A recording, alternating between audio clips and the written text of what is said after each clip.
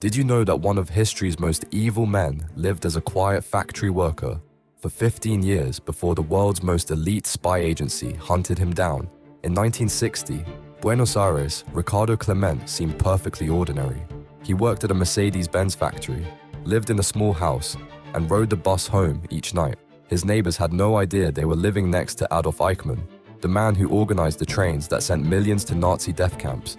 Israeli Mossad agents spent months watching him.